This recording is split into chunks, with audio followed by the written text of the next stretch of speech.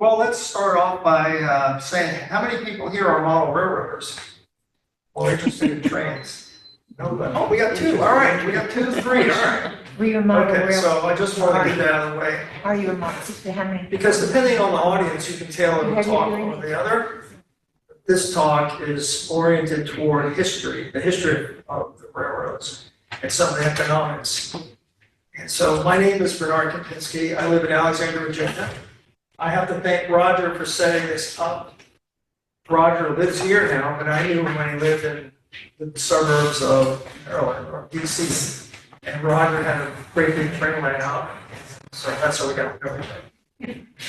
And the other thing I want to say is I'm not a professional historian. I'm a mechanical engineer, and I spent 4 years active, well, 4.5 years active duty in the military as an Army officer. And then I worked for 35 years for 2 different organizations involved in defense analysis. So I was testing weapon systems for 25 years, like the Bradley, the Abrams tank, and things like that.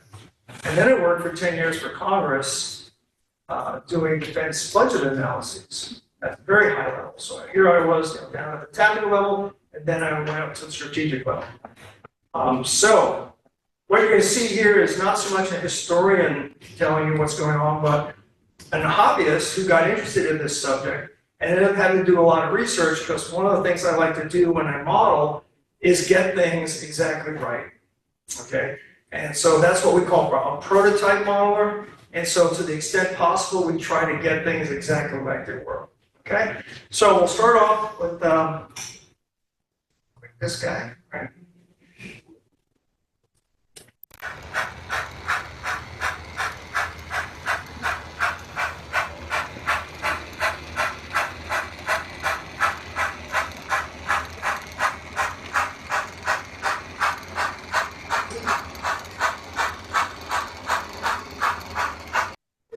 Light. So every time you see a picture of the Civil War, it's black and white. This is a painting. And so what we're doing is we're actually bringing the history to life with our models. So now if you saw my little video, the promotional video that I did, you know this quote, right? How many people here saw the promotional video? Okay, so for those of you who didn't see the video, do you know who said this? All right, I'll give you a second to read it. Abraham Hmm? Lincoln. Not Lincoln, but that's close. This was Ulysses S. Grant. He put this is a quote from his memoirs.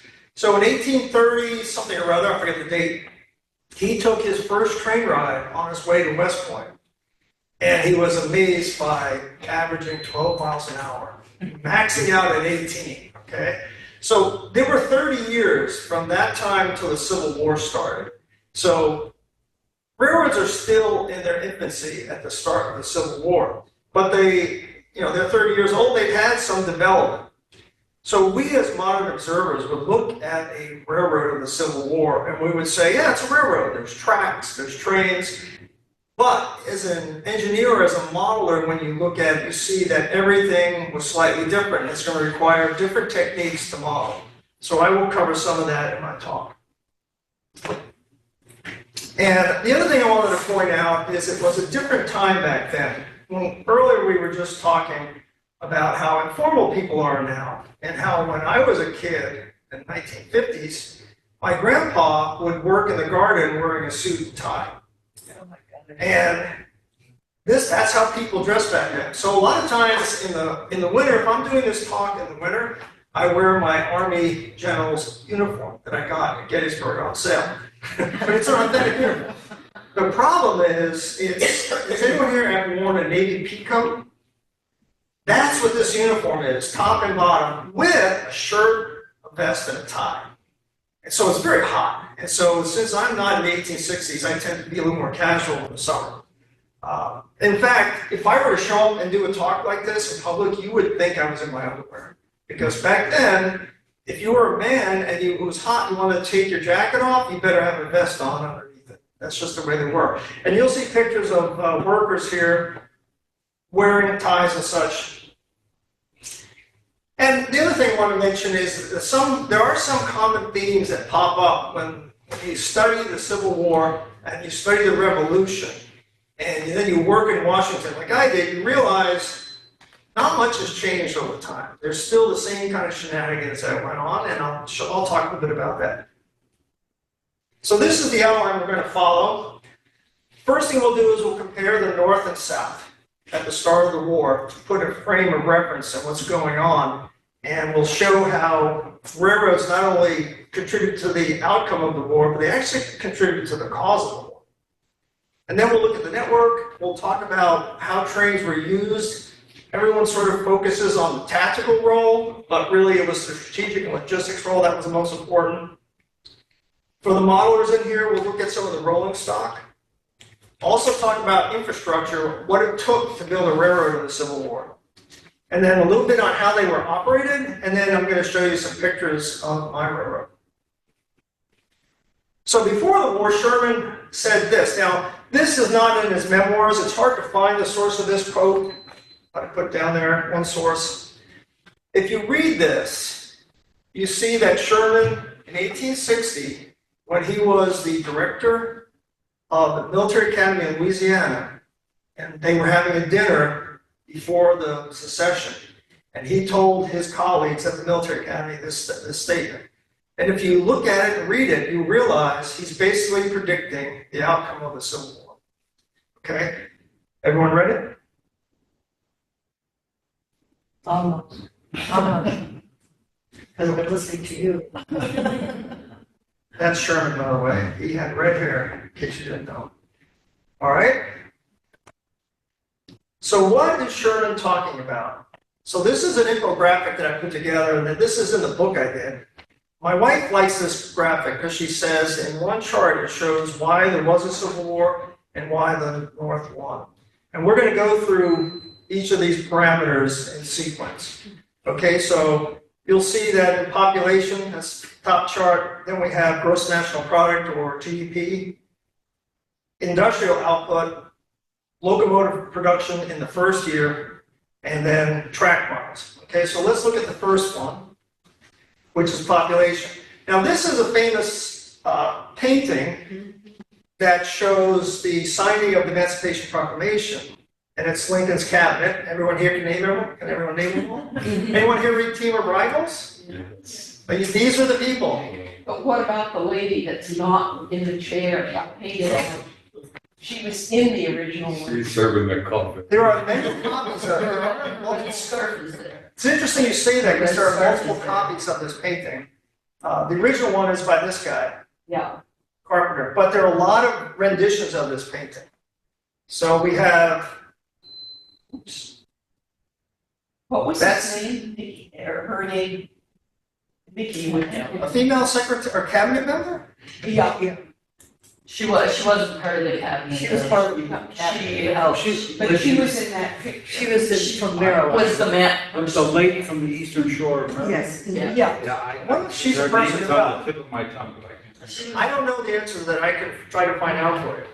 But we have Stanton and Chase, the Treasury. There's Lincoln.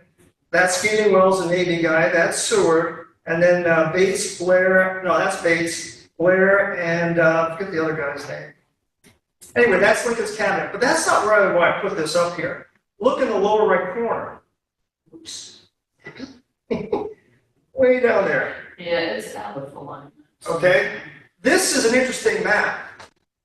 This is what they call, what we would call now, a thematic graphic, or a geographic display of data. So this is one of the first times that people had plotted like population data on a map. There's a famous chart of Napoleon's invasion of Russia by Millard. That's actually after this, even though it covers an event that happened before. So this was a really interesting map. And what is it showing us? It's showing us the percentage of slaves in each county of the southern states. And so is it any wonder that Charleston was one of the first places to secede because they were 80% slave? And along the Mississippi River also, high percentage of slaves. And so from this chart, and then West Virginia, very few slaves. So why does West Virginia, if I can get this to point to West Virginia. West Virginia will secede from Virginia, which is kind of ironic, right? They're seceding, but the states break up.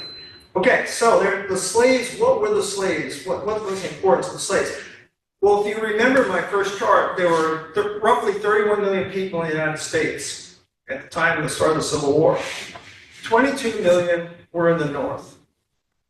Roughly 9.1 million lived in the South. Of those, 43% of them were slaves, so they were not eligible for military service.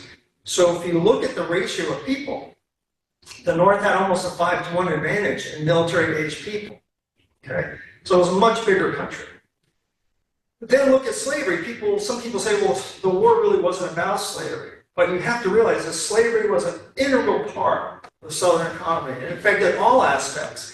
And one thing people forget is that the railroads themselves relied on slave labor, particularly in the South. Okay? They owned themselves 10,000 slaves, and they counted them as assets. So at the end of the war, when they had to do their balance sheets, that value of those slaves was lost. And another thing that these slaves granted the Southern railroads was a 50% savings in labor, and so they could develop relatively cheaply. So it was a very important issue to the Southern railroads. So this goes back, I was mentioning, there's the population. And if you see the guys with the muskets, they're the ones that were soldiers. So roughly, North and South, both sides had roughly 10% of their men in the military. But the North had basically 22 million. And one other thing I point out is that of these people here, the slaves, 300,000, 200 to 300,000, the number varies, of those former slaves became soldiers in the Union Army, further exacerbating the Union's manpower advantage. So population-wise, North had a big advantage. GDP, the GDP of the North was 3 times what the South had. And again, about 40% of Southern GDP came from slave labor. Yes, sir. FYI, there was also about 250 to 300,000 white Southerners who fought for the Union, including Maryland. If the 9 million includes Maryland, Kentucky, and right, it does include those. It includes the border states. Then you have almost 300,000 white Southerners fighting for the Union over the course of the war. So that made it. And I'll show you an example of a person who lived in Virginia who fought for the Union later. So economic output was, the Union had a big advantage, but really where they had the advantage was in industrial output. 10 times the industrial capacity of the South. And again, people think of slaves, they think of cotton fields and things like that. But in Richmond, there were 60,000 slaves. Most of them worked in factories. So they were also doing that kind of work. For example, the locomotive production. At the start of the war, the Virginia Tredegar Iron Works made 19 locomotives. From then on, they made no locomotives. So for the rest of the war, there was not one locomotive made in the South. Meanwhile, up north, there were 18 locomotive works. First year they produced 451. Their production actually went up during the war, producing about 500 locomotives a year. And so that meant that if the South lost a locomotive, it could be replaced unless they could steal one from the North, which they did do a little bit of that. Now let's talk a little bit more about the economy. So this is the Tredegar Iron Works, which, has anyone been there to the museum there? It's really nice. It's not really all that was there. And another problem is it grew after the Civil War, so to like visualize it the way it was in the Civil War is a little trickier. But that's what it looked like. Where is this? This is in Richmond, Virginia. So that's James River right there. Okay, and right now it's still the James River, but there's a big CSX railroad track that's elevated that goes by it, and it's all parked, and you can go. The museum itself is really good. So that was the main ironworks in the South. They could make locomotives, they could make rail, but they didn't. Why? Because of priorities. The government needed cannons, so that's what they specialized in, primarily arms. And so they were really short of rail and rolling stock. And they used a lot of this iron to make ironclads, ironclad warships. That was another development of the Civil War. But there's a good book, I didn't bring it here, that talks about the Confederate ironclad program.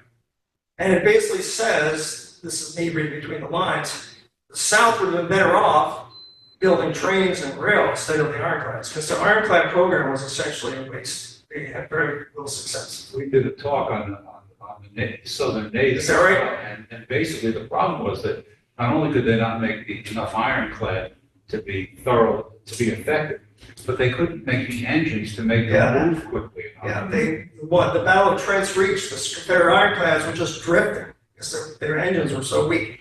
All right, but that's a whole different issue. We won't talk about ironclads. Although Herman Hunt, the guy who I play as and who I'm building as a railroad, he was very interested in ironclads, and ironclads were why he got fired. That's another story.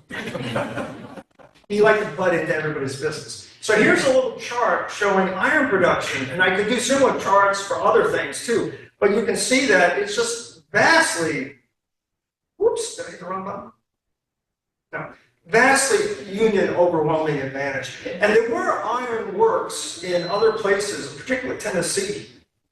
Did I do that? I'm doing that. Oh, Just so yeah, you can see that, like, Tennessee was actually the leading source of the iron, raw pig iron.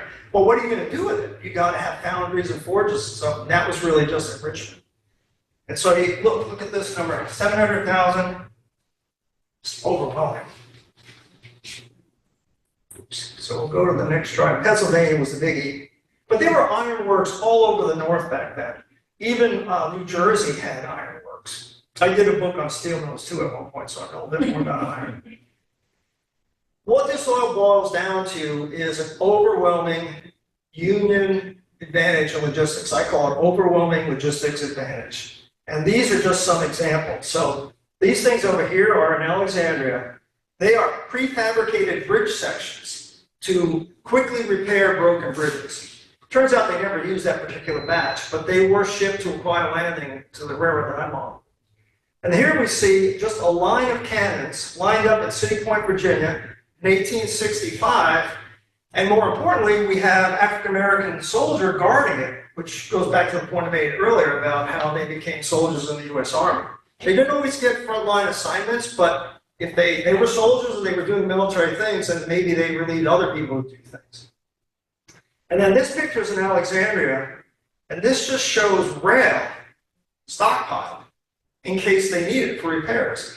Whereas the South, if they needed rail, they had to take out from a line that they weren't using, haul it to where they wanted to rebuild. And I'll talk a little bit more about rail and its idiosyncrasies. And now let's talk a little bit about the actual track that they had. So, Question. yes, ma'am. If the North was so much better equipped than the South, as we can see, and most of us know that they were, why did the war go on for 4 years? Why did the war Maybe we'll address that later. But I mean, is there any? Yes, actually, I have the answer to that question. Yep. In fact, it's one of the things I should have mentioned. Is the reason, one of the reasons the war took so long was this was a war of continental scope, okay? So if you look at the Battle of Gettysburg, which was like the furthest north here, if I can get it right, yeah, there's Gettysburg, and then look at Val Verde, which is way down there, okay? There were battles in both of those locations. That's the same distance as Paris to Moscow, okay? Now, the South seceded from the Union. They wanted to become an independent country with a slave economy. The North didn't want that. Only way the North is going to get them to not do that is to invade. So you're talking about invading half a continent. That's why it took so long. Now, other factors like incompetent leadership, initially not thinking the war would take that long, there were other factors that contributed to that. But it was a war of continental scope, and that's million-man armies. At the end of the Civil War, this is really amazing when I think about it. The United States had the biggest navy and the biggest army in the world. We had a bigger army than Russia, which is really incredible when you think about it, because Russia was a really big country back then. Okay, so does that answer your question? Yes, Also, the Southerners did not want to give up. that's what I thought you might lead with. They still don't want to give up. They're gradually assimilating. I'm from New York. I tell everybody I'm a New York Yankee maintaining the occupation of Northern Virginia. Okay, I've lived in my kids were born in Virginia, and they're not Southerners. They're Americans. In fact, one of them lives in Alabama, one lives in Kentucky, but my Alabama daughter wants to move to Albuquerque. Her husband's got a really good job on the road. So let's talk a little bit about the network, the railroad network, because that itself had impact on the war. And so I'll give you another thing to read. You didn't know you'd have to read when you come here, did you? But this is an interesting quote by Secretary Seward. He said this when he was running for president. But the point I want to bring out here is this line right here. Extended network of railroads. So what's happening is, and I'll show you in a second as soon as you're done reading this.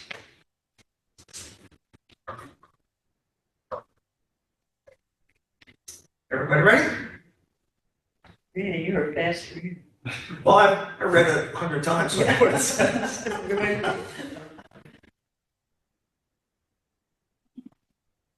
Decode it. I know, that's what I was gonna say, it's not just. What he's basically saying is the nation is starting to come together. It's homogenizing, and this was the start. My brother Rob, when we go on travel, he always wants to do local flavor. Let's stop at a barbecue joint. Don't go to McDonald's for stuff. But I traveled a lot for business. In fact, I've been to every state except Hawaii for business. And I call it Generica. Generic America. You go everywhere, you see the same things. Well, regional differences are disappearing, and that process started in the Civil War. But here's what goes on. So this is 1830. So if you're in New York and you want to go to Richmond, it takes, according to this map, let's see if I can read it, it takes about 2 days to go from there to there, maybe 3 days, see how that. But once railroads come in, you can get from New York to Richmond in 1 day, which is about what it takes now on 95.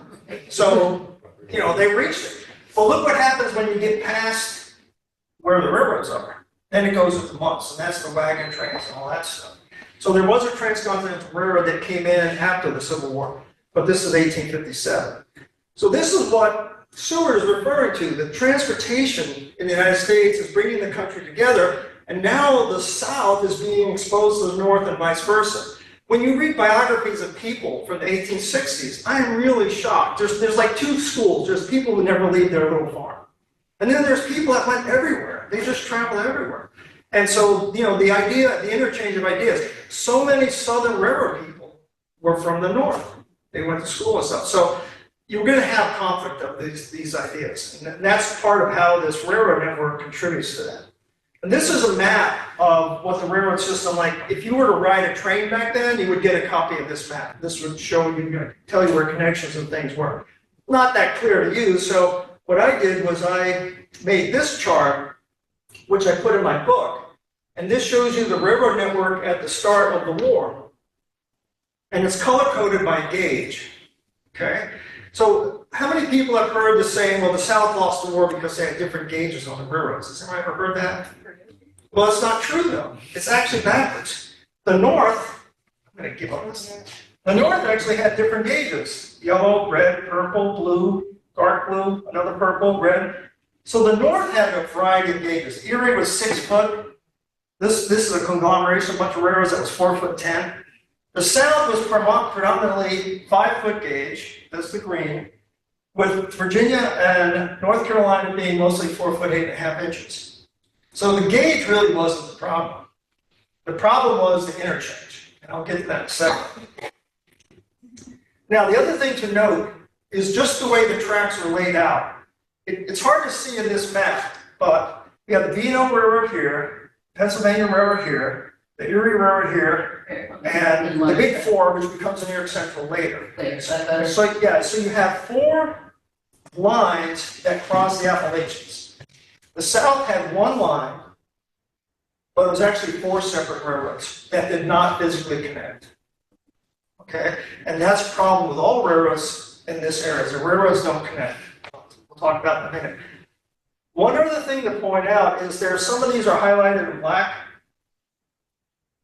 These are lines that the United States Military Railroad will eventually run. We'll talk about that in a minute. Okay, so I would say you could find this in my book, but my book's out of print now. And one of the other things, this is not in my book, but another thing I wanted to show was I overlaid the population of the biggest cities, the 100 biggest cities in the United States at the start of the war, to show you I bet you most people aren't realize New Orleans was the biggest city in the South at the start of the Civil War. And this gets back to why is there a city in New Orleans? Think about it. It's a swamp. It floods. It gets wiped out by hurricanes. It's got alligators. It's got mosquitoes. But it is the most important trade interchange point in the world, probably. One of the things the United States has, which makes us such a powerful country, is our river network. Okay? And in the Civil War, it was mostly the Mississippi, but now it goes all the way to Montana. You can take a boat from New Orleans to Montana and bring them out with cargo. You can go to Tulsa, Oklahoma by barge if you wanted to. And so New Orleans is a vital trade connection. And that's why the loss of New Orleans fairly early in the war was such a blow to the Confederacy. And then they cut the river. And another factor is that when you look at, I'll talk about this in a second, steamships were the most efficient form of logistics. Whereas a railroad was 10 times more efficient than a horse and wagon, the horse and wagon was the least efficient. And if you were to carry something by horse and wagon, half of the cargo is food for the horse.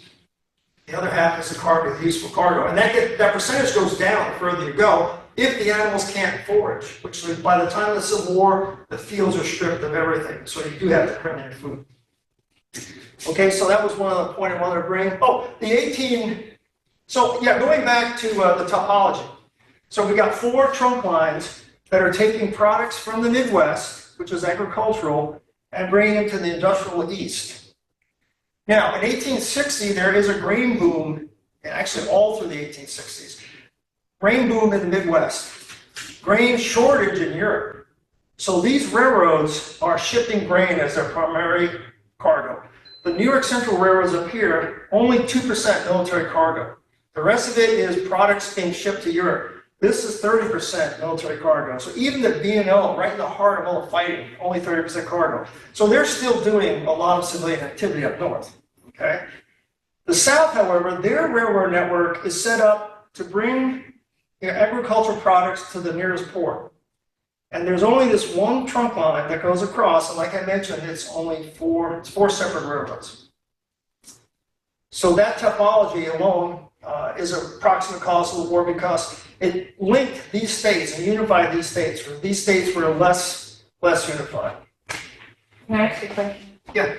Was it the red line that eventually became the universal line? Yes. Across the country? Yeah, that happened later. What do you know when that happened? About? It was, I don't remember the exact date, but it was a particular date where they said all railroads will convert to this gauge, all interchanging railroads will convert to this gauge. And so they stockpiled all their equipment, set up the work crews, and they did it overnight. So it's only 5 foot, 4 foot, 8.5 is only a couple inches, so it's pretty easy to do. Now, there are other gauges that exist past that date, but they're not in common interchange. Yeah, it made things a lot simpler. In fact, in Russia, the Tsar, when he laid out his railroads, he hired Americans and Dutch to do his railroads.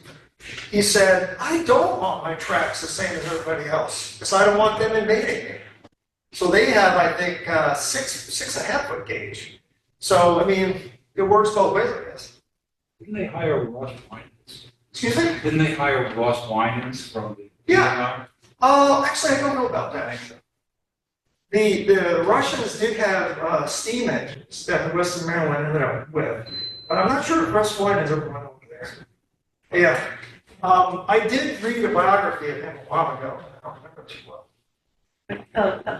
I don't understand the terminology of gauge. Is it how long How wide apart the wheels are.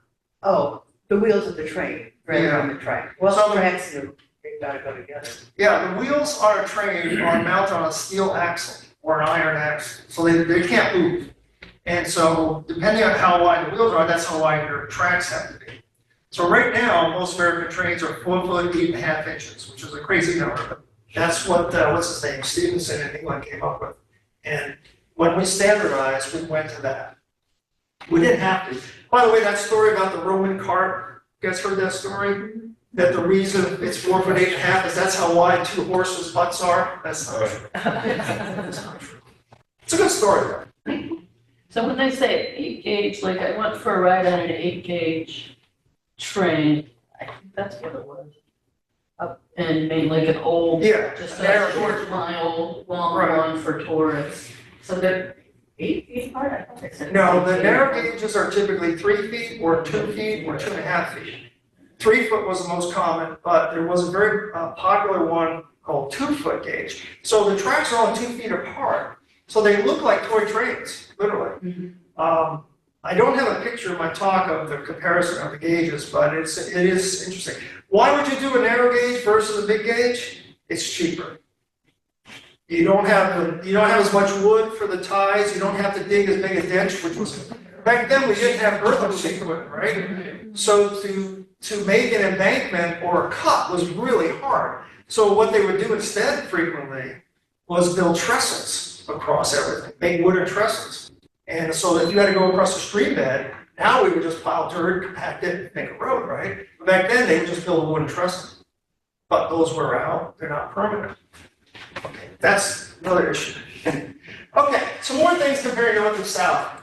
I call these things philosophical differences, and strangely enough, they all add up to advantages for the Union. So the first one is laissez-faire. You probably remember that from high school history, right? This was the idea that the government should keep hands off of business.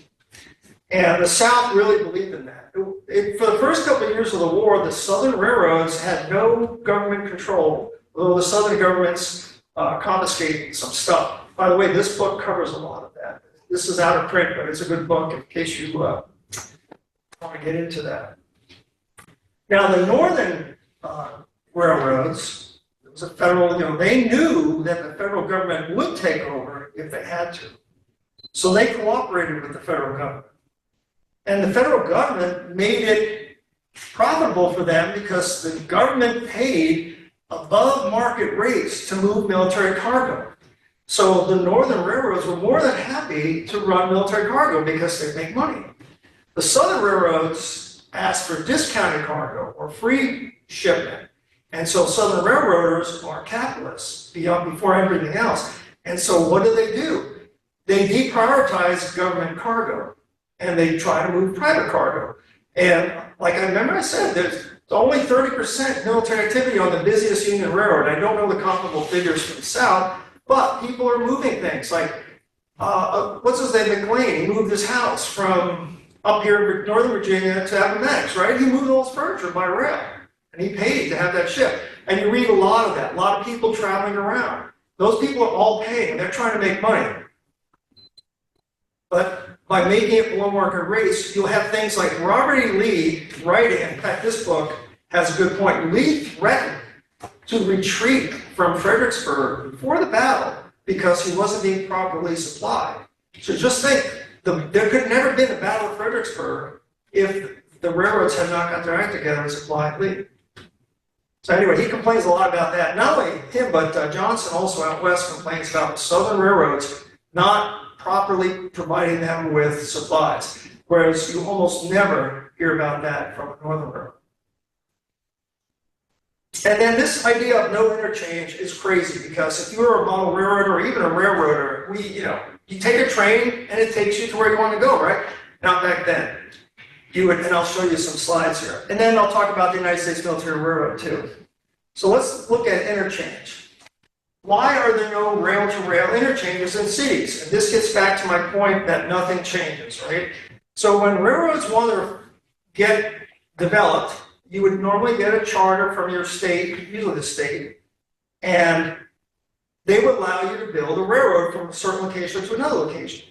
But the Teamsters and the hotel lobbies and the state governments mostly did not want that railroad connecting right through their town because they wanted you to come into town, stop, unload all your baggage, go to a Teamster, go across town, take your Uber, get on another railroad, and maybe stay in a hotel that night and then go out. So if you look at Richmond was well served by railroads in the Civil War. You got 4 lines coming in. This is RF&P, which is now CSX. This one down here is Central. This is Virginia Central, which is C&O. You have Richmond and Danville, Richmond and Petersburg, Richmond and Danville, 4 good railroads. By the way, here's Trinity Ironworks up here. but none of them connect. So if you're taking a train to Richmond, you're gonna have to stop to get out. Now, they did temporarily, for the real grognards here, one time they did connect this one to that one. They transferred some rolling stock, and then they picked the rails back up. They didn't want you going through town easy. So it goes back to this idea of nothing changes. The lobbyists control what was going on. Paris. And this wasn't just Southern phenomenon, by the way. This was going on north too. So here's Boston. And you can see all the different railroads coming into Boston. They don't interchange. And here's Philadelphia. Maybe. Yeah, this map's hard to read, but there's a bunch of rail lines coming to Philadelphia, and they just all landed. There's actually one little interchange over here, but they don't interchange. You're controlling that, aren't you? I didn't merge it. It's a ghost in our nation. 30th Street Station in Philadelphia. Yeah, this is Philadelphia. It's like right over here. And you can see two rail lines coming together, but they really run as separate railroads. And I want to show the next slide, which is Atlanta. Atlanta was an exception. Atlanta started as a railroad town. By the way, Atlanta only had 10,000 people at the start of the Civil War. It was the 77th largest city in the United States, but it was very important because of the railroad town. And you can see 3 railroads come in, and their tracks do connect, but they almost never, there are a few examples, but almost never interchange actual cars. And then these are pictures of Atlanta. This is when the Union were occupying it. So these are Union soldiers up here, and then this was after the war, after it burned down. And a lot of people don't realize it, but most of the damage to Atlanta was done by General Hood, the Confederate, as he was retreating. Sherman gets credit for blowing it up, but it wasn't him, it was Hood. Yeah, there's an example. That's post-war.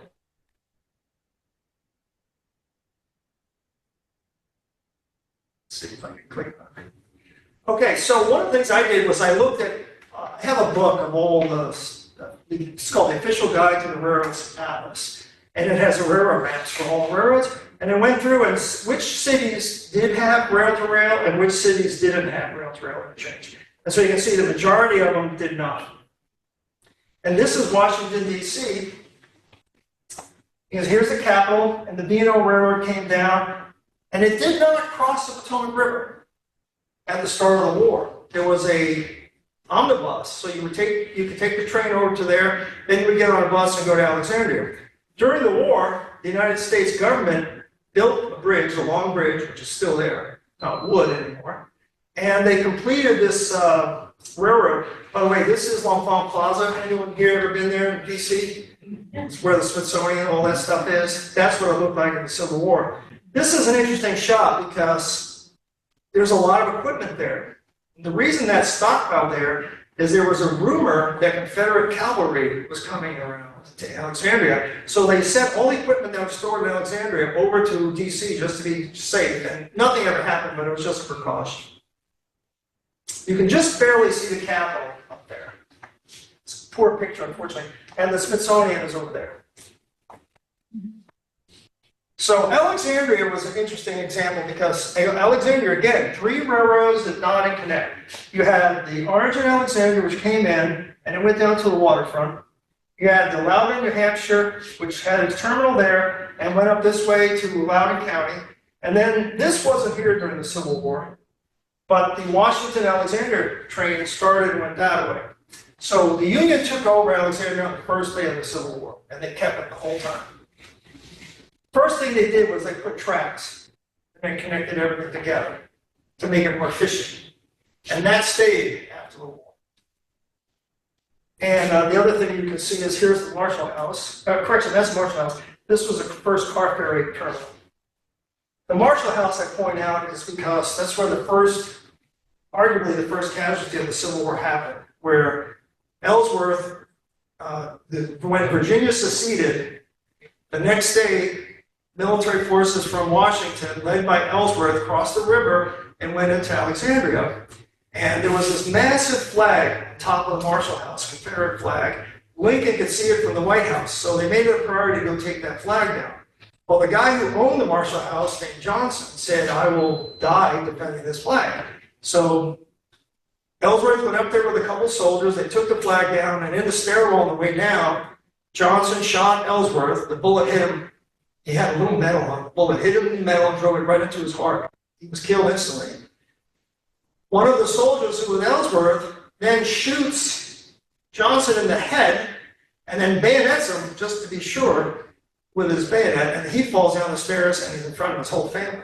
Those are the first two official casualties of the war. Some people say the fighting in Baltimore. And that tunnel is still there. What's that? The tunnel is still there. The tunnel is still there. These tracks are all gone.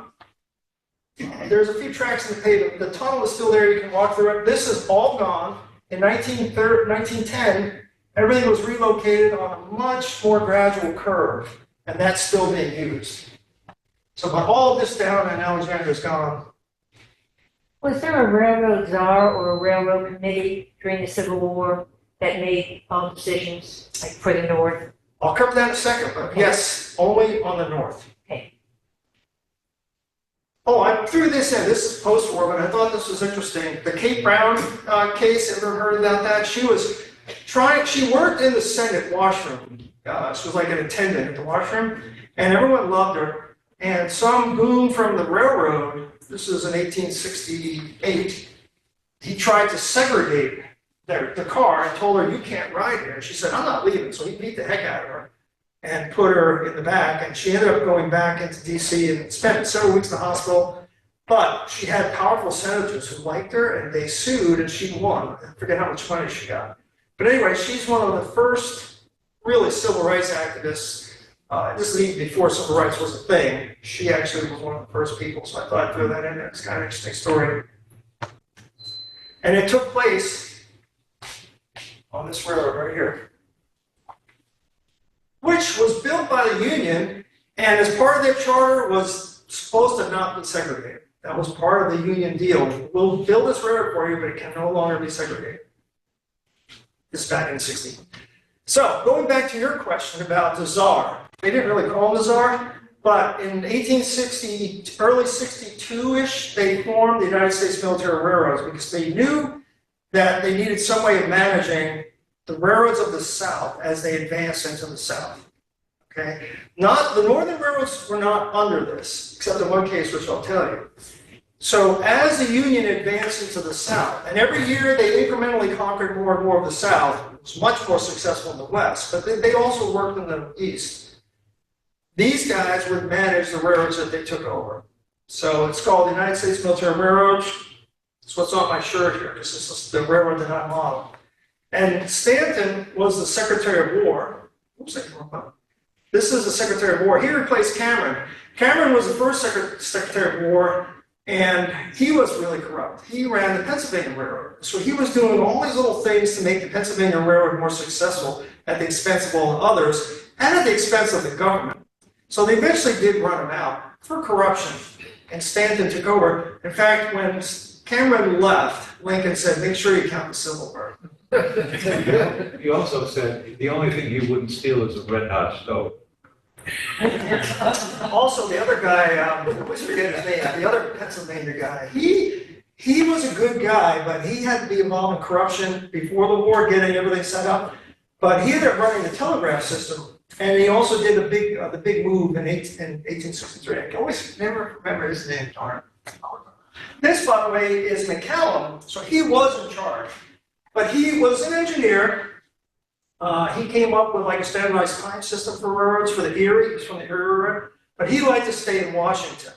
So he was like the office guy, and there was this other guy named Hop, who was the field guy. And Hop is the guy who did a lot of the field work. So the two of them, McCallum lasted the whole war. Hop was very pig-headed, very opinionated, and very hard to get along with. He only makes it a couple of years in the war, but he was a brilliant engineer. And so these are some of the things that the U.S. Military Railroad did in Alexandria. I mean, this was built by the Orange in Alexandria, but the Union took it over and expanded it and improved it. This is what Alexandria looked like back in 1862. This is a view from the cupola looking west. So if you know Alexandria, Duke Street's over here. And the rail lines still kind of follow this, except they curve much further now. But notice how undeveloped it was. Now it's completely developed.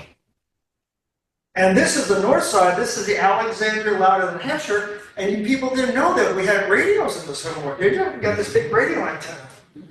It's actually just a flagpole. What's cool is they have a fence here in case of cavalry raid. You can see the trains down there. And if my house was built, my house would be right about there.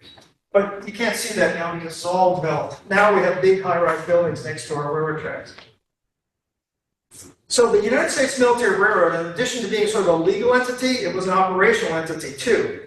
And they had initially had 300 men in Virginia, but they later expands to about 9,000 men. They were amazing what they could do. They built bridges. I'll show you some examples. About 1,000 of them were freed slaves, and unfortunately, they weren't discriminated in their wages, but didn't stop them from working. They were great workers. And Hopt, in his memoirs, talks about he'd rather have former slaves and other workers because they were so dedicated. People say that this is Herman Hopt, but that's not him. Herman Hopt was a little teeny guy. He only weighed about 120 pounds as an adult. When he went to West Point, he was so small that he could not hold a rifle. So they gave him a wooden stick to drill with. So Hopt, I have pictures of Hopt. He's if you look at his uniform, he's very small. And in fact, people were smaller back then. Has anyone ever been to the Museum of the Confederacy in Richmond? Robert E. Lee's uniform's there. I bet you Robert E. Lee had a 26-inch waist. I couldn't fit that around one of my legs. He was tiny. Anyway. Oh, also notice wearing vests, coats, ties. Oh, Did they get an itch? It's just the way people were back then. If you wear wool clothing and it gets wet, it keeps you cool. So even in the summer, but you have to be willing to be sweaty. In the winter, if it gets wet, it's still 50% of it. So when I was in the Army, they gave us wool socks, so that I always wear wool socks in the winter. Sometimes even in the summer, not today though. So here's some of the things the construction corps did. This is the bridge over Bull Run. Oops, that thing was destroyed at least 8, 9 times during the war. They just kept rebuilding it.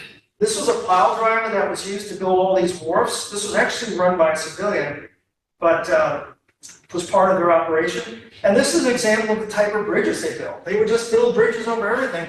And Roger noticed that is a combine there. That's a steam. This is really weird. This is a steam engine with a passenger car attached to it.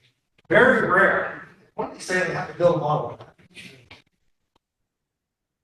Now, some people think about the railroad cannons of the Civil War, because when you think of railroads in the Civil War, you think of cannons. And I call this the tactical value. This is the Dictator mortar. This is a painting I did based on an actual photograph. And this is a 13-inch mortar that could fire an arcing projectile, but it really wasn't that effective. In fact, the more they fired it, the chassis started to break. So they had to put it on a fixed position. And you have this one. This is probably the first railroad gun ever. This was specified by Robert E. Lee to Brooke, who was the same guy who did the engineering on the Merrimack/Virginia. And so if you look at it, the armor design is the same design as you see on the Virginia. And they put a naval gun in it. It was used in one battle station, and then never used again, parked on the siding. So the famous pictures of it are Union soldiers. So the Library of Congress had an improper caption. It said Union railgun. He's wrong, and this was proved by Dr. Schneider, who happens to be a friend of mine. He did the research and showed, no, this was actually the Confederate gun. So why would a cannon mounted on a railroad track not be very effective? Rebound. Say again? Rebound. Rebound? I mean, if you fire the cannon this way, your car's gonna. True, you got a brake, you can set the brake, so that will, but think about it, you can only shoot where the tracks are. Right. So they just go around you. Wasn't that effective. In fact, that mortar I showed you, the way they aimed it was they moved it on a curve. So they really weren't that useful. Now the B&O did build these armored boxcars They had 5 boxcars or 5 armored cars and 5 rifle cars, and they used them on a regular train as like an escort. And they actually did see combat. A couple of them were destroyed, allegedly. I don't know if this is true or not. And I worked with the B&O Museum curator because there are no pictures of this thing. All we had were written descriptions. So we had to do some engineering to figure out what it might look like. And so that's what we came up with. There's a close-up of it. That's on my model railroad. The B&O has this in their collection, so I don't know where it is right now, but they had it on display for a couple of years. Yeah. I associate Meek Sticks Yes, with that was his son. something else. Oh, that was his son. That was his son. That son, by the way, is killed later in the war. But Meigs was in charge of the quartermaster. And there's actually a General Meigs in our contemporary time, too. When I was in the Army, there was another General Meigs. I think they were related. So, okay, so if you're not fighting with the trains, what are you doing? You're doing logistics and strategic movement. And I mentioned earlier, trains were 10 times more effective or efficient than a wagon, and steamboats were even more effective than trains. So 90% of all Civil War battles took place within 5 miles, I think it's 5 miles, of a river or a railroad. So once you got past the railroad or a river and you're relying on wagons, you're really limited on what you can do. It's one of the reasons Lee did not win at Gettysburg, was he was relying on a wagon train for his supplies. Okay? But what do trains do? They are so efficient, now you can have big armies. Now you can have million-man armies, which is what we had. Also, they reduced the advantage of the interior lines, which is a concept that Napoleon talked about, where if he was in the middle and he was surrounded by enemies, he could move more effectively and counter each one at a time. Well, that's called interior lines. Well, railroads allow the guy to move around the outside just as fast as the guy can move around the inside. And so railroads became so important, they became an objective of campaigns. You know, my campaign is to destroy that railroad. That was what Sherman wanted to do in Atlanta. I want to take out Atlanta because it's a railroad junction. It's a little piddling city, but it's a railroad junction. I got to get rid of it. So here's an example of strategic transport. So let me set the stage. Battle of Gettysburg has just ended. Lee retreats back to Virginia. Meade follows him. Neither one is really strong enough to take on the other. They're both licking their wounds from Gettysburg. Meanwhile, the Confederates have done the Battle of Chickamauga, and the Union Army is trapped in Chattanooga, surrounded by a Confederate army, and they could lose that whole army if they're not careful. So, Lee sent these troops for the Battle of Chattanooga. He sent 12,000 men. Most of them came this way. Notice they had to use different rail lines because of the capacity issues. Other guys came from Vicksburg. They had to march overland and get on a train. These guys took a train, then went by ferry and came back up. So they consolidated all these troops. They succeeded the Battle of Chickamauga. The Union Western Army, Army of Tennessee retreats. So the United States, our Union says, well, we need to counter this. We're going to send 25,000 of our guys from Virginia. They took the Orange and Alexandria, then the B&O managed them out to here. 4 different railroads got them down there. They got there in 15 days, but they had to wait 4 days because Morgan, a Confederate cavalryman, had come into Kentucky, and they were guarding the line, make sure he didn't destroy the railroad. And then he retreated, and they continued their move. But more importantly, another thing happens. Grant takes over. So Grant, who was just wins the Battle of Vicksburg, he goes all the way up, cuts over. He goes over, comes all the way up to Galena, or Cairo, somewhere here, then comes back down and assesses the situation. Meanwhile, Sherman marches cross country with his army, almost gets captured. Did anybody read Sherman's memoirs about? They captured his clothing and stuff. They didn't get him.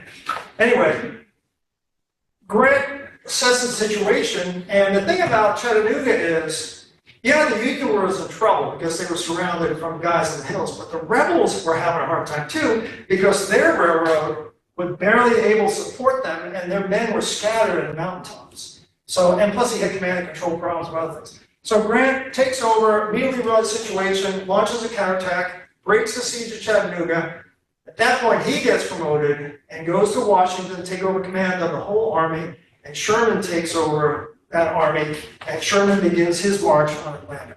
Okay, so that's basically the turning point of the war, really, if you ask me. Vicksburg, Gettysburg, and Battle of Chattanooga.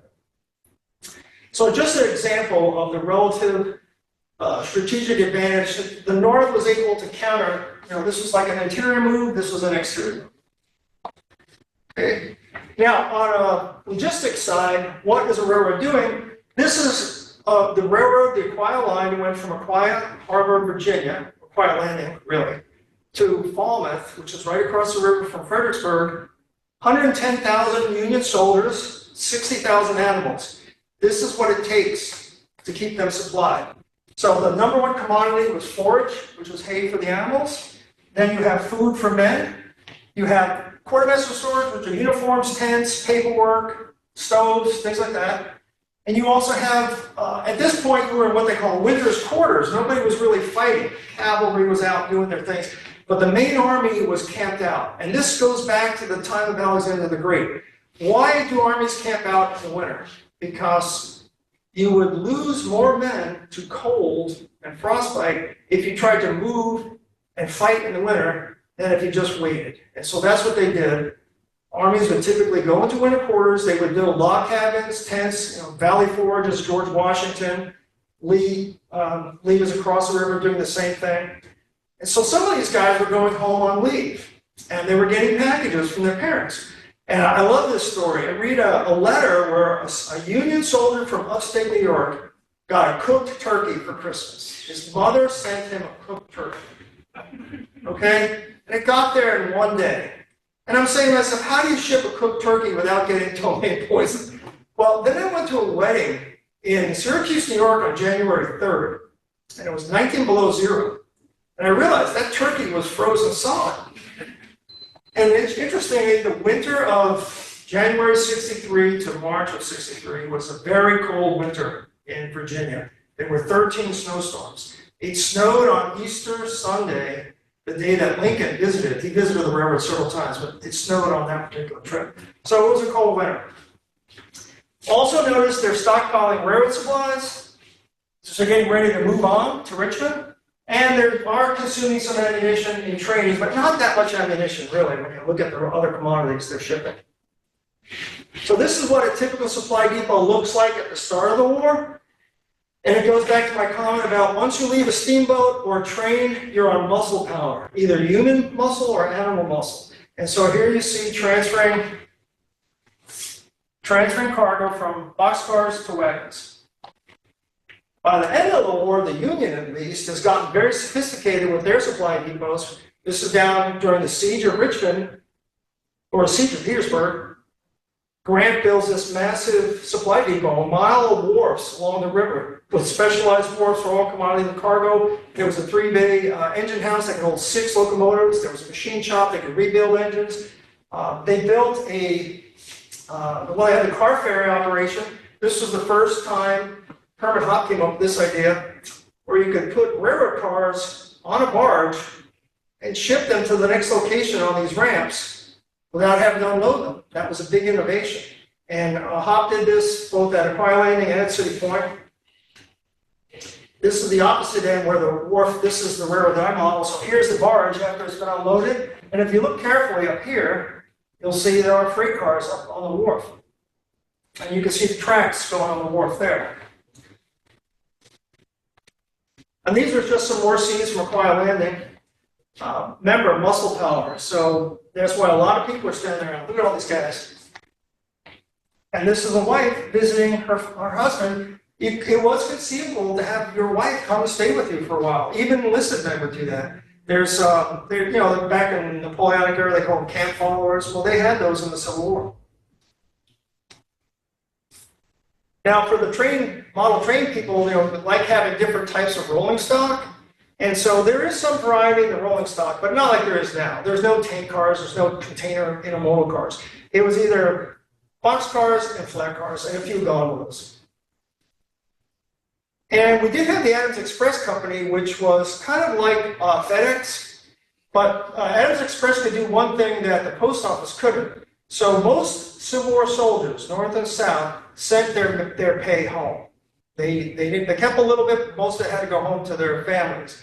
You could not ship your pay and have it insured in the post office. but you could with the Adams Express. So they would do packages, but mostly they would take money. So you would go up, they would set up an office in the camp, and you would take your salary, you would give it to the agent, he'd give you a receipt, and they would wire the money to wherever it was going, and then the family would get it, minus the commission. And there's an ad in actually the New York Times for the Adams Express in Aquia Landing, which was the railroad I'm on.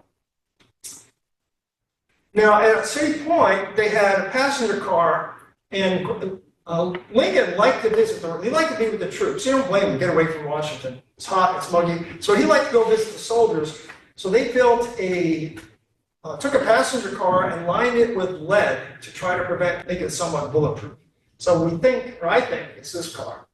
But later, meanwhile, they're building a real opulent car for him back in Alexandria. This is it right here. Really fancy trucks. But Lincoln was a simple guy. He didn't like this train, so he never rode it alive. But he did ride it as part of his funeral procession, him and his son. And this was a model I built of that train, so it gives you a look at what it looked like in color. There it is decorated for the funeral.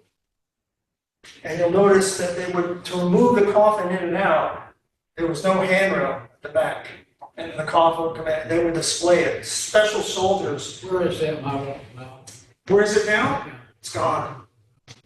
There is a replica floating around, but the real one, the Union Pacific Railroad ended up with it, and I think it burned. Doesn't exist anymore. And locomotives back then, I like this fact that locomotives were pretty. They were really decorated. They were, Victorian, right, with all the fancy trim and the colorful paint jobs and fancy lettering. And the locomotives had names, not numbers. So you would take the hop out, or you would take the Devereaux out. Devereaux was the chief engineer of the railroad in Alexandria, so he had an engine named after him. There's a close-up of it. And that's pretty snazzy stuff right there. This is in Alexandria. Some of these survive. They're in the B&O Museum in Baltimore. It's a great museum. And this one's a little bit later, but it is a Civil War era locomotive. And that gives you a feel for what they look like with polished bright work. And, trains nowadays, they get grubby and dirty, but back then, you didn't let your train look like that. You would be looked down upon. So every time you stopped, the crew would get out and wipe everything down with rags, and you had to oil everything because that's the way the journals were. So they tended to keep them looking nice. Now, there are some, I mentioned the differences in railroads, and these are the things. I'm going to go through these a little bit one by one, but I'll go quickly just to not bore everybody. But I do want to mention down at the bottom, there are photos of the Civil War. It's not the first war that had photography. That was a Crimean War. But the Civil War, there are approximately 6,000 photos in the Library of Congress. And about half of them are portraits of people. So we have about 3,000 pictures showing you what life was like in the Civil War. There are a few other pictures floating around at different archives. The Library of Congress has the best one, and the U.S. National Archives.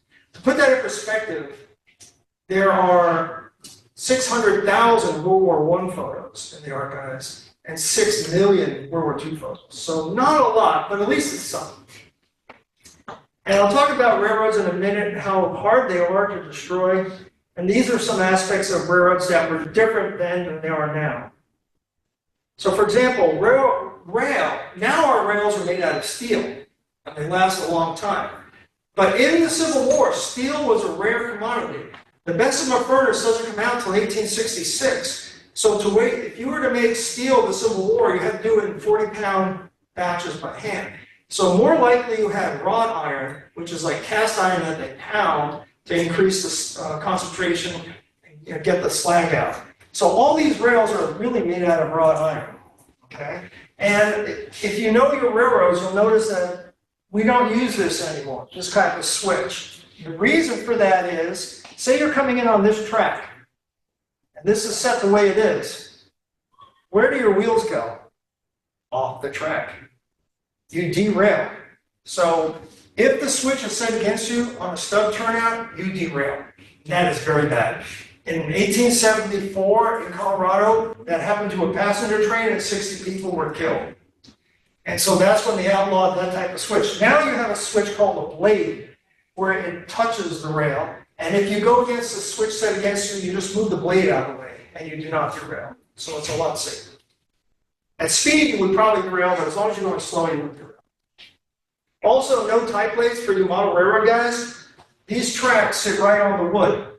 Nowadays, you have your rail and then you have a big metal plate that distributes the load. You did not have that in Civil War.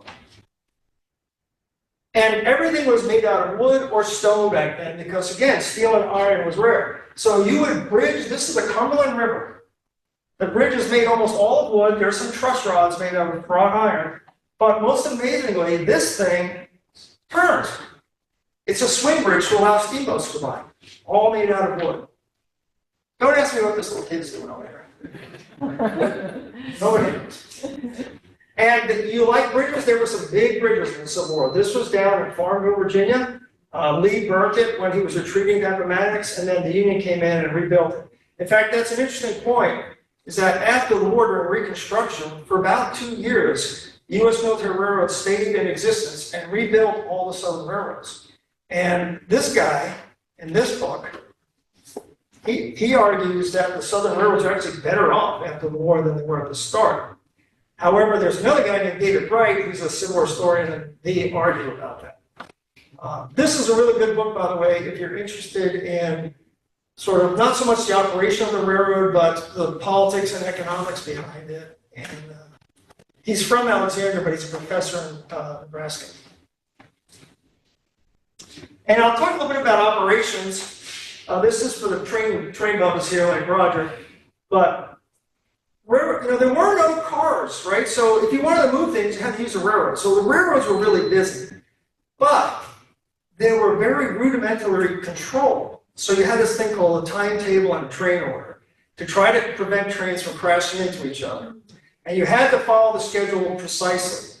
There was a telegraph that could say, hey, that train's late, you can leave. But that telegraph itself had problems. So it's both simple and interesting at the same time. And then you also have military interference, delays, and accidents. In this book, Southern Railroad Man, up until like 1910, he talks about the train. He would lose one passenger a year on his trains. Usually it was a drunk falling off, but it was accidents too. And in this book, he talks about a horrible accident on the Virginia Central near Hopewell, where two trains crashed into each other. And I'll give you the story. It's a good story. So Jackson, Stonewall Jackson, right? He's a famous commander of the South, but he was also a nut. And his men were afraid of him. So he tells his men, this is all he tells his men, march to Richmond, minutes or hours. So everybody's now freaking out that the general will court-martial them if they don't move as fast as possible. So they get to Gordonsville, the colonel loads his men up on the train, he grabs two armed guys, they get in the cab, they point the bayonet at the operator, they say, you're taking us to Richmond, do not stop. This colonel has no idea how to run a railroad. So the man, the engineer, looks at the guns and says, okay, starts the engine, they start moving. It's nighttime. They're going down the tracks. He looks at his watch, he says, well, we're due to meet number 3 coming up from Richmond. He jumps off the train. Train goes into the corner, crashes in, horrible accident. So if you read this book, he says 60-some people were killed, 60 soldiers were killed, and a mother and her baby riding on a passenger car. But if you look at the Virginia newspapers, they say only the mother and the baby were killed. So that's another example of censorship during the war. They don't want to talk about the soldiers. But a week later, the Confederates published a law that says officers will not interfere with trains. The U.S. military had done that already. So anyway, just another example of a couple little things. And there were accidents all the time. Not just in wartime, but in peacetime and wartime. I already mentioned winter quarters. They had problems with telegraphs, guerrilla activity. See, I brought my little books. This is a really good book, but the cover, this is Mosby attacking a train. That was a problem. Both the North and the South did it. In fact, I was just reading last night, a Union cavalry brigade destroyed a bridge deep in Virginia, on the Virginia-Tennessee, and it took them 3 months to rebuild. That was one of the reasons that Richmond started running out of supplies, was that rail line had been cut. And everybody talks about the Great Locomotive Chase. This is where the Disney movie they made where the Union soldiers as spies took over a train and tried to get it up. And it had really no impact on the war. But it did do one thing. Those were the first Medal of Honor recipients. 7 of those guys got the Medal of Honor from that incident. So here's Herman Hoppe. I've mentioned him several times. He looks big, but he's really not a big guy. He's probably like 5'2". And he came up with these rules on how to run a railroad. So no interference, number 1. Just covered that. Make sure your supplies are sent forward only as needed. Don't stockpile supplies way out there, because Jackson or somebody will just come and steal them all. Okay? When your trains reach the front, unload them and send them back. So, remember World War II? Anyone heard of the Red Ball Express with Patton? Okay, so we invade France, right? We break through D-Day, and then we run toward the border, and then we have to stop because we ran out of gas and ammo. Why? Because the guys, the trains that were taking the supplies from the beaches to the front were not going back. They ran out of boxcars. They were using these cars as storage depots. So I tell people, Patton read the wrong book. He should have read Hoppe's book, not Rommel's book. Anyway, that's really deep. If you didn't follow that, that's okay. The telegraph, don't use the telegraph unless you're really sure it's going to work. Just use the schedule, or if it's really bad, you do convoys. And what's a convoy? The convoy is we're going to load 4 trains, and they're going to follow each other, head to tail. They're all going to get to one point, and they're going to come back together. It's like a military convoy, but done with trains. They did that during the Gettysburg campaign. Now, what's really cool about this is a lot of this paperwork survived and is at the National Archives. These are all documents I have found at the National Archives. This is copies of the paperwork that the railroad that I'm modeling have. And you'll be surprised to see that all the messages have the World Wide Web on it. Did you know they had the internet in the Civil War?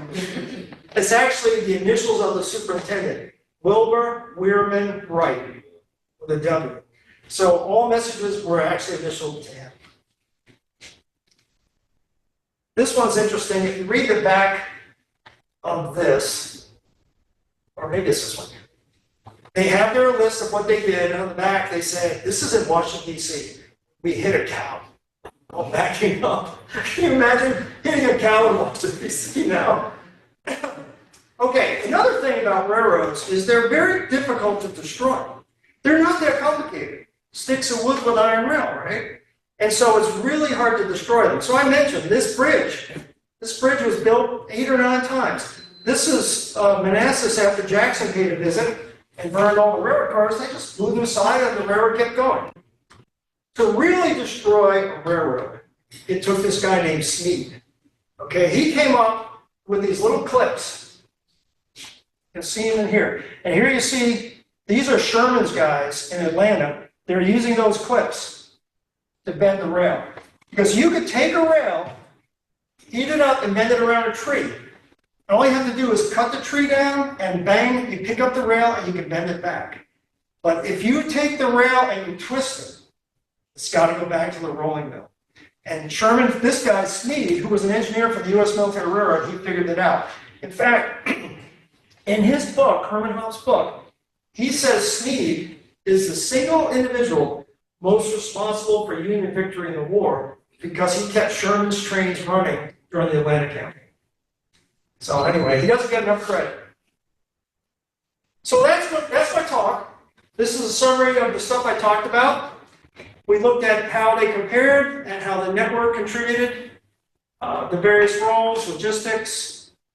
And now I want to show you some pictures of my little hobby if you don't have any questions. I do. That's okay, I like questions. I could talk about this all day until my voice goes out. In studying this period, have you ever been amazed or interested in the fact that there were so many engineers in this young country capable of building these bridges and these railroads and figuring things out? Yes. Where did the engineers get their training? Military academy. No, actually, there are a lot of them West Point grads. So when But there was Harvard. Back then, Harvard was a good school. They were putting out engineers. I went to MIT, so Harvard's our rival. But MIT was founded right around the start of the Civil War. So enough engineers then. Yeah, actually, Hoppe wrote an engineering textbook on how to build bridges, and I read a copy of it. In fact, when I worked for Congress, I had borrowing privileges at the Library of Congress. So I wanted to get a copy of Hobbes' book. So I requested it, and they have a courier brings it over to my office, right? This is the book from 18, like whatever. And if you lose the book, you gotta pay for it. So I was like, I am not keeping this book. I took it over to the Xerox machine, I xeroxed the pages I wanted, I gave it right back. Did not want to lose that book. You can get a reprint of that book now, though. Yeah. Did the South have a deficit of engineers? No, I don't think that was so much a problem. A lot of the railroad men in the South came from the North. A lot of them did. But some of them stayed because they became attached to the area, others went back. But that generally wasn't an issue, because don't forget, not only did you had, I mean, the North had way more, obviously, but every town had a forge with a blacksmith. So there were a lot of mechanics. Every farmer knew how to do stuff. In fact, there was the United States Army had a group called the Pioneers, which would be what we call now the combat engineers, which what I was. But those were basically farm boys. They knew how to chop down trees and build bridges and stuff. That's a really interesting point. Yeah, everybody was pretty handy back then. You know, you made everything you needed on a farm.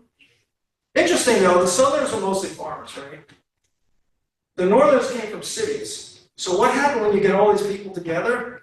People that are used to being with each other, they don't get as many diseases. Southerners were really hurt by diseases because they weren't accustomed to being with so many other people. That's a generalization. Next question. Any competition between the builders of railroads and the logistics of getting that done in the war and soldiers for manpower? Like, was there any tension there? That men Yes, could there go was. into the army or the men could go into building? It is a good question. I probably should put that in here. The Northerners basically did not draft until very late. So engineers, people that worked on the railroad weren't worried about being drafted. Southerners started the draft right away. And initially they did exempt some of the railroad guys, but later they started even tapping those. A lot of the railroad workers that worked on Southern railroads were from the North, and when the draft was instituted, they all went home. They didn't want to get drafted. So that was a problem. The South ran out of people. It ran out of everything, actually. People in particular. Question on B&O and Garrett, president of B&O Railroad. And right from the very outset of the war, in Baltimore, he was, I think, trying to protect his property, his railroad, and as such, probably supported the Union and cooperated with the Lincoln administration as much as he could. My sense is that he had a lot to do, and the corporate leadership of Baltimore had a lot to do with Baltimore or Maryland staying in the Union. And so the question is, what kind of competition, how was it a smooth relationship between B&O and the administration? It would seem that the B&O prospered greatly by the Well, but they were also severely damaged by the war. In fact, one of the reasons Western Maryland stayed with the Union was because Stonewall Jackson destroyed the railroad. And that really antagonized all the farmers out there. This part of Maryland was pro-South. They had slaves here, this was the Southern, and Baltimore was. But the rest of Maryland was pro-North. Most of them were Pennsylvania Dutch type people. They used to call them the Dutchmen. And when Stonewall did what he did, what's her name? Frisk. Touch if you must this old gray hair, but spare your courage flag. Barbara Fritchie. Barbara Fritchie. Yeah, she was pro-Union Western Maryland. And like I said, they destroyed the railroad. The way they took out the B&O early in the war, that did not endear Western Marylanders from the South. And a lot of the Shenandoah people felt the same way too. I will show you in a second here. Let's get going. I don't know, I'm taking a long time here. This is what my model railroad looks like in the basement. This is about the front room. This is about 30% of it. My mother made the bunting for me. I just thought that was a neat touch. My mother could sew anything, by the way. So here's the map I showed you earlier. So of this vast network, what am I doing? I'm just modeling this one little piece, 13 miles from Quiet Landing to Falmouth. And there it is, zoomed in. So here's Fredericksburg. Washington's about 40 miles that way. Richmond's about 40 miles that way. Potomac River, this is the Rappahannock River, and this is Aquia Landing. All the supplies came in by ship or barge. There's no interchange with any other railroad, and then everything's moved by rail to the various stations. These are the Union soldiers camped out. Lee is also camped out, but he has to spread out further because his men are living off the land. These guys are getting every commodity known to man. They were getting canned lobster. I mean, they were well fed. They weren't starving. That was right before Chancellorsville. This is after Fredericksburg, but before Chancellorsville. So it bookends the two Union defeats. But the funny thing about Chancellorsville is the Union Army of the Potomac was not defeated. They thought they were going to keep fighting. It was the leadership that was defeated. Yeah, in fact, one of the railroad guys had a friend who was in an artillery unit, and he goes and visits him, and he writes in a letter, the men are full of fight, they want to go back. But the leadership was bamboozled. But they come back, Gettysburg, they come right back here in 1863. They rebuild the railroad with Grant, but he only uses it for 9 days, because Grant did not like relying on railroads because railroads could be cut if he had ships. And he just used the rivers. Confederates could do nothing about the rivers. Bernard, what made you choose that portion of the railroad? Good question. One, it was Herman Hopp was still in charge, and I like Herman Hopp. Two, it had the harbor, so I'm a ship model guy as well as boat. And it had this really cool bridge, which I'm going to show you, which the other places didn't have. But that's why I picked it. Plus, it's manageable. It's only 13 miles, Right. and it's pretty close to my house. I wondered if that was part of it. Not much is left. Literally, you can go here as a state park, and this is now a highway. And right here, at this bridge, there's one stone abutment left. That's it. The rest is gone. The RFP, which is the railroad that owns this when it's not fighting, they reoriented the line, and then they went like this, straight to Washington. So even the roadbed that's there is not exactly where it was back then. Yeah, that's kind of sad, but oh well. So here's some pictures of my model railroads. This is Falmouth on the southern end. This is a military-style trestle that was over Claremore Creek.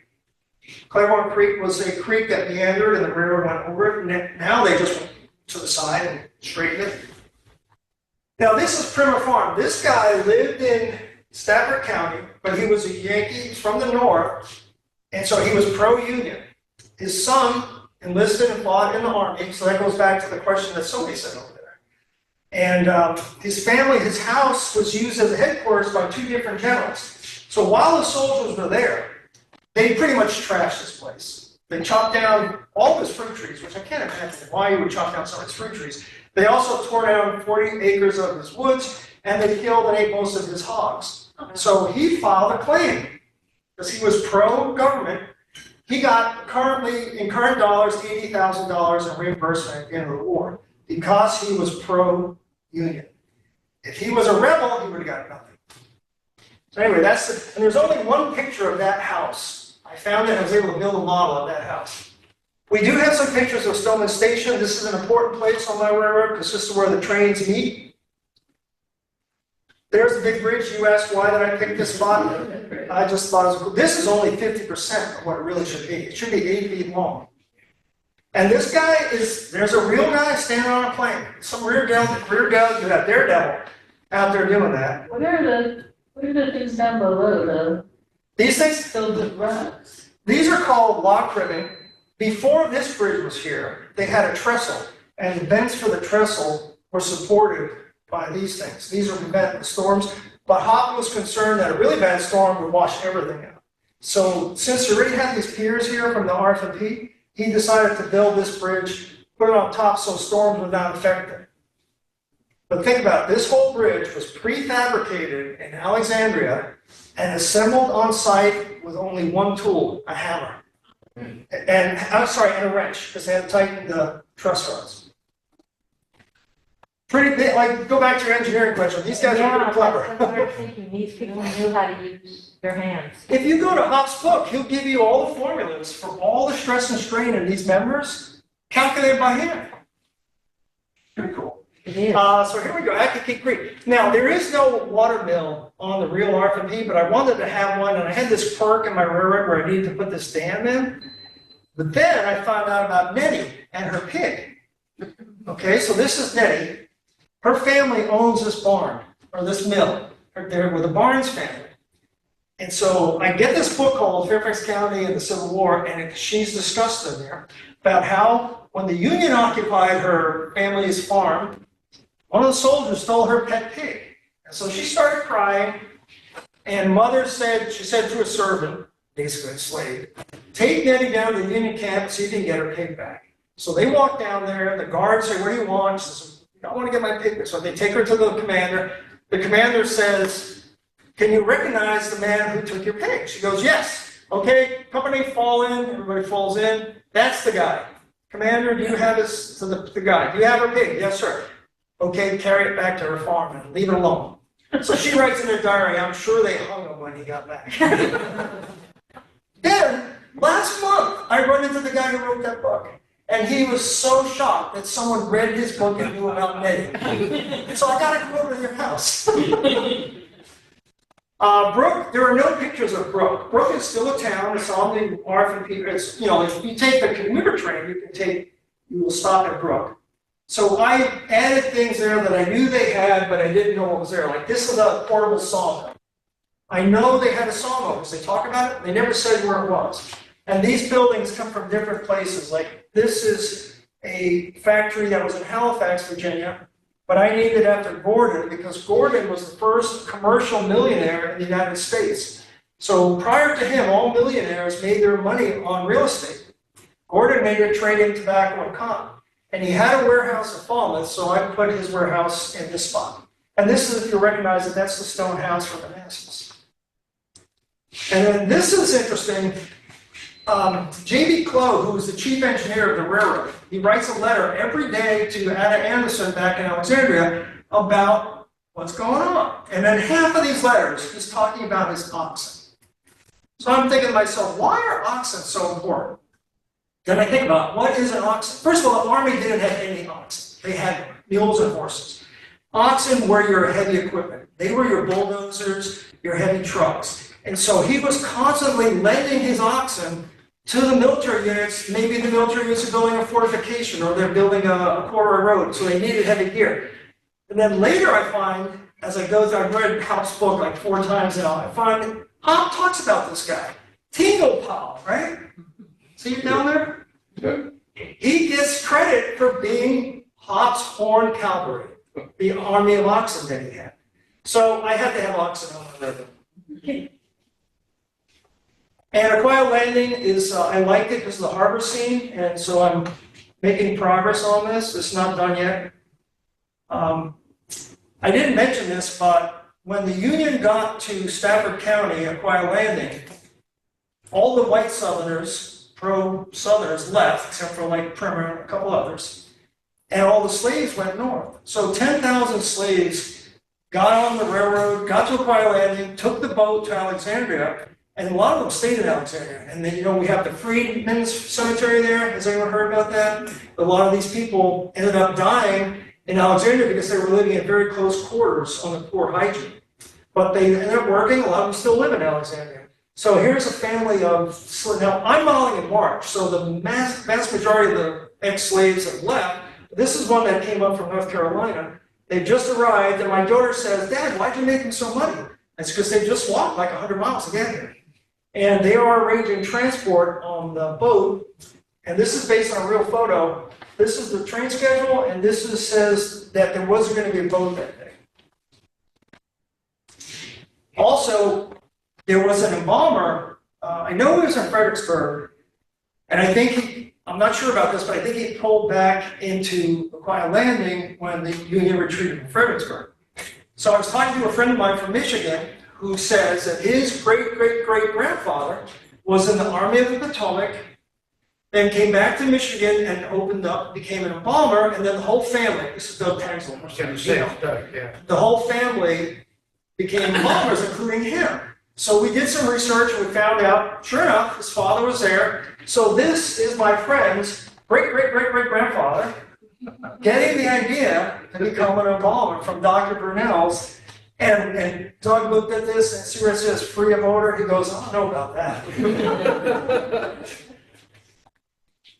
And then remember I mentioned instead of doing earth embankments, they would do these trestles, so this is just a low trestle, it's about 4 feet long. And that's it, I did write a book, and I would plug my book, except it's out of print. You have to buy it on eBay now if you want it.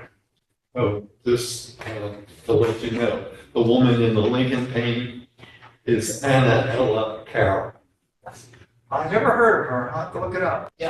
From Dorchester County. Yes, Yeah, yeah, but she it was, was Is she in the original painting or in the copies? Well, The original supposedly, and then got painted out.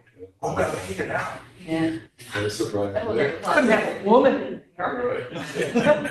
Well, one She was other a thing big I will apple. say is, if you are in Alexandria, you can come visit my railroad, just let me know, and we'll set something up. I live right between, Old Town and National Airport, I'm right off of Metro Stop, too. And, I tell people I have the number 3 tourist attraction in Alexandria. I get people from all over. Australia, Japan, Switzerland, Germany, Norway, yeah.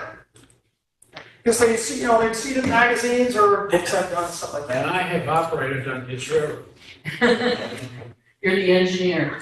Although I was the conductor. Oh, okay. Well, Rogers one of the things I do that other railroads don't do is link and pin couplers. I didn't go into this. Modern couplers go like this.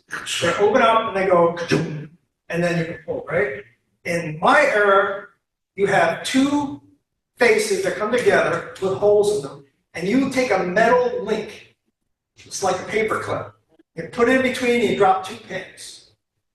It's really dangerous because you have to stand between the cars, hold this thing up. You're supposed to use a stick, but a lot of times they just put their hand in there, and so they would get killed and injured quite a bit. They were outlawed, strangely, here's a good one. They were outlawed in 1874, and they were replaced by the Janey coupler, who was an engineer from Alexandria, who was a Confederate general. And so there's a street named after him. So I'm waiting to see if that street gets renamed or not, because, they're renaming a lot of our streets. But he is a hero because he saved a lot of people's lives by inventing this safety coupler, they call it. So all knuckle couplers that you see on American trains, European trains still use that same system, but at least they have buffers that stop the car from smashing the people. And what Bernie's being kind, when I operated on his railroad, I could not do the order of couplers. Yeah, some people can't. Physically, I couldn't do it. The vision's no good. So what I like to do is the older distinguished guys, they're the conductor. They're in I charge. said I was the Then I conductor. get the middle-aged guy who runs the locomotive, and the youngster runs the couplers. Because you gotta be able to see what you're doing. Roger, I've since given everybody flashlights. Okay. I doubt that would help. Yeah, it's hard to do. I mean, it's the way they did it, so it's the way I do it.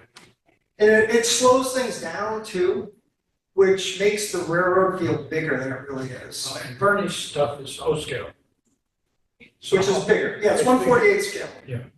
So a boxcar is like this big, an engine is about this big. But it's still small compared to now. So if I were to do like an O-scale passenger car, it would be this big. And an O-scale diesel like this big. So it doesn't take up that much room. I take up as much space as his railroad, but I have bigger stuff. Plus I have like 700 figures on my railroad for all the soldiers, and I got boats and cannons, all kinds of stuff. I've been doing 3D printing now, so like my cannons are 3D printed. The current project I'm working on is the engine shop, because Hop wrote in a message that we were going to put in a shop at Aquia Landing. I'm like, oh, this is cool. So now I'm doing like, they call it the belt line shaft system, where the pulleys, have you ever seen that, a steam-powered machine shop? I gotta build all this stuff. Yeah, so all the machines are run by a central belt system. And they're really noisy. Mine won't work, it'll just be a static one. Anyway, yeah, come visit. Roger's been there. It's nice. My wife makes really good brownies. That's why everybody comes. She makes those Ghirardelli chocolate brownies. That's Oh, the guys, we don't want to see Bernie. We want Lisa. Yeah. Thank you very much. Well, that's it.